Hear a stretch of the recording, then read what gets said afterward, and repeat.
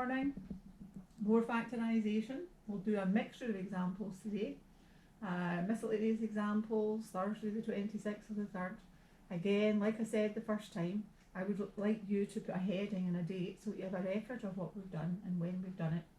So we're going to mix them up and see if you remember right from the beginning. So let me ask you to factorise. Now remember, if you're asked to factorise something, it's bringing the brackets back.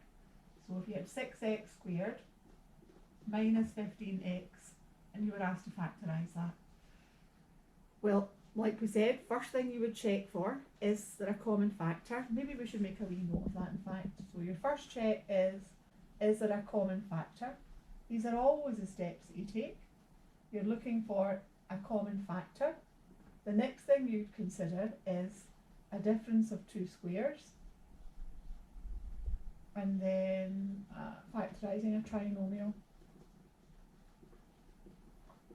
So whenever you're asked to factorise something, that should be your first thought. Is there a common factor? And there is. If we look at, let's deal with the numbers first. We've got 6 and 15. Is there a number that divides into both 6 and to 15? And there is, it's 3. So 3, if we deal with the numbers. Is there, we've got x squared and x. Is there a factor common to x squared and x? There is, it's x. So the highest common factor of that expression is 3x. So let's take that outside and think what would go inside the brackets. 3x times what gives me 6x squared. So it would be 2x.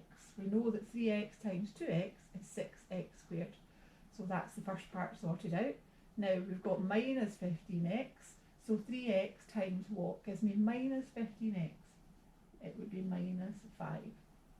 Now like I said all the way through here, you have a check. Expand your bracket and see, is that what I get? 6x squared minus 15x. So you've factorised it. Okay, let's do a second one. X squared minus 7x plus 12. There's certainly no common factor, and it is not a difference of two squares. Is it a trinomial? We have our three terms, a square term, a term in x, and our constant. So it's a trinomial. It's the easier type because it's 1x squared.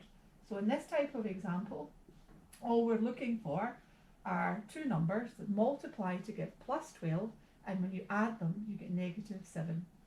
And what you are looking for, remember, you look at this, it's plus 12. So two numbers that multiply to give a positive number are either two positives or two negatives. Because this is a negative, it's two negatives we're looking for. So two numbers that multiply together to give positive 12 and add to give minus 7. Can you see that it must be minus 3 and minus 4? If we multiply these together, we get plus 12. If we add them, negative 3 add negative 4. On your number line, negative 3 and taking 4 steps down. So these are the numbers that fit the bill, x minus 3 and x minus 4. Let's do a third one. X squared minus 16. Now there's no common factor there. Is it a difference of two squares? Let's check again. Remember what that was? That's certainly a square. Is 16 a square number? Yes, it is. And you might find it helpful to write this underneath. So a difference of two squares, that would be x minus 4 times x plus 4. Remember the middle term dropped out. So that was how we dealt with a difference of two squares. Let's do a fourth one. 3x squared minus 3. First thing to check for, is there a common factor? Yes, there is a common factor. 3 is a common factor. So let's take that out. What 3 times what gives me x squared? That would be x squared in there. 3 times what gives me negative 3? That would be negative 1. Now don't walk away and think you're finished at that one. You're not. Because inside the bracket now, we've got a difference of two squares. So this is a two-step factorisation. X squared minus 1, that would be, that's x squared and 1 squared. So that would be x minus 1 times x plus 1. That would be that factorised. Let's do number 5. 3x squared, add 14x minus 5. Now remember, common factor, no common factors, not a difference of two squares, it's a trinomial.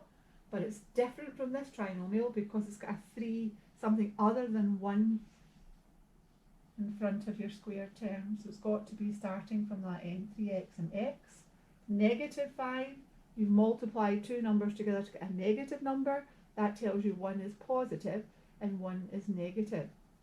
And we've got to consider where we put them. So numbers that multiply to give 5, again, it's only 1 and 5.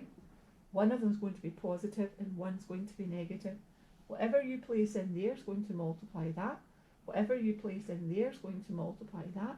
So I've got plus 15, so I would want plus 5 there, giving me 15x, and minus 1 there, giving me minus 1x, giving me a total of 14x.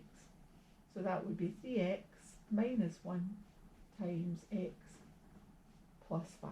So you've got a check on that by multiplying them out. Now today's exercise is the miscellaneous exercise, mixing them all up and letting you have a check to see, do you understand all of them?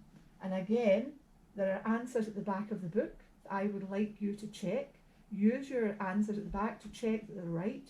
And again, if you have made a mistake, a silly mistake, you correct it. If not, you get in touch with me and we'll make sure that you see where you went wrong.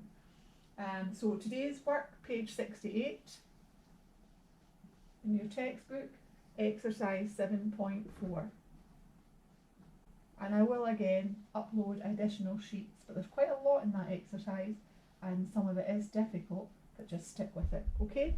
Page 68, exercise 7.4. That's for today, Thursday the 26th, okay? Take care then.